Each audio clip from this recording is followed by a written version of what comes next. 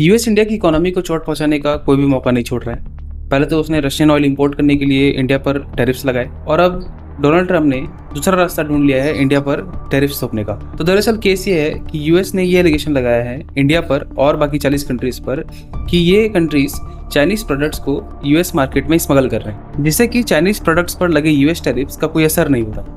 मतलब ये है कि पहले ये कंट्रीज चाइना से गुड्स लेके उसे मॉडिफाई करके यूएस मार्केट में एक्सपोर्ट कर रहे हैं, जिसे यूएस ने ग्रेट ट्रांसशिपमेंट स्कैम कहा है। यूएस को इससे दिक्कत इसीलिए हो रही है क्योंकि पिछले 3 डिकेड से चाइना यूएस का मैन्युफैक्चरिंग हब बना हुआ है और यूएस चाइना के लिए एक मार्केट की तरह काम कर रहा है, जिसमें चाइनीज़ अपने चीप प्रोडक्ट्स डंप कर रहे हैं। और इसी वजह से यूएस का चाइना के साथ ट्रेड डेफिसिट भी बढ़ता जा रहा है और इस बढ़ते ट्रेड डेफिसिट को कम करने के लिए यूएस इन चाइनीज़ प्रोडक्ट्स पर टैरिफ लगा रहे हैं। लेकिन इसका फ़ायदा तब पहुंचेगा जब ये Chinese products direct US market में आएंगे। लेकिन इसके बजाय हो ये रहा है कि ये चाइनीज़ प्रोडक्ट्स थर्ड कंट्रीज से रूट किए जा रहे हैं यूएस मार्केट्स में और फिर चाइना अपने इस प्रोडक्ट्स पर लगे टैरिफ्स को इवेट कर पा रहे हैं। तो इसीलिए यूएस इन कंट्रीज पर फुल टैरिफ्स लगाना चाहता है, जिसमें इंडिया भी एक है। और अगर ये टैरिफ लगता है तो इसका हमारे ग्रोथ स्टोरी पर इम्पैक्ट आएगा। ऑल्दो अभी कोई भी फाइनल एक्शन नहीं लिया गया है, लेकिन अगर एक्शन लिया गया तो फिर से इंडियन इकोनॉमी को इससे झटका लगेगा।